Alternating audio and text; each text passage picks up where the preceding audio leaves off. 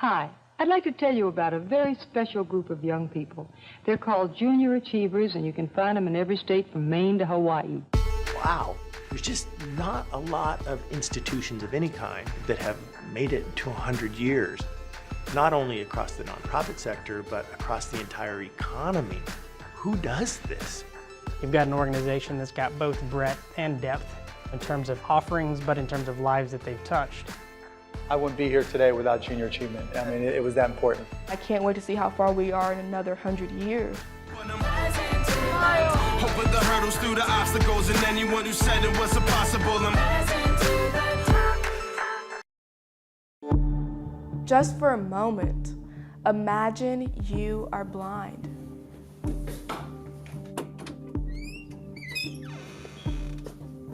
You can hear the buzz of your phone in your pocket. You can hear my voice, but you can't see me. Now imagine the struggle of trying to get dressed in the morning. What color is your blouse? Do your pants match your shirt? Will people judge your appearance? These are all the questions that a visually impaired person faces on a daily basis. My name is Jakayla Dixon. I'm 17 years old, and my Junior Achievement company is called Feel the Color. Helping young people develop business acumen and explore their creativity has been a hallmark of Junior Achievement since its birth in 1919. Founded in Springfield, Massachusetts, JA was the collective creation of Horace Moses from Strathmore Paper, Theodore Vail from AT&T, and Massachusetts Senator Murray Crane. They felt strongly that there was a change in the economy. It was growing from an agrarian-based economy to a manufacturing-based, and they thought that the young people needed to have skills that would allow them to take their place in the new workforce. It was a unique partnership of a business trying to determine a solution to a problem.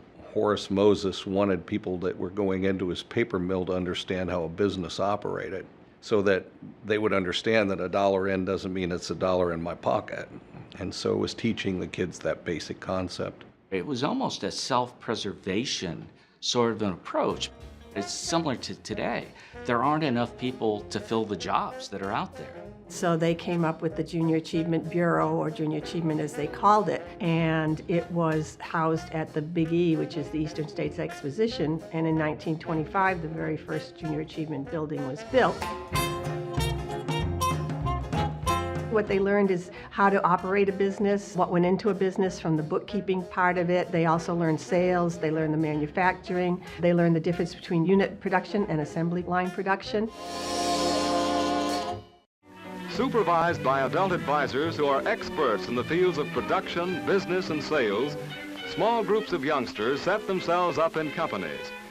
Just days after the opening of Junior Achievement's first office in New York City in 1929, the stock market crashed and the U.S. plunged into the Great Depression.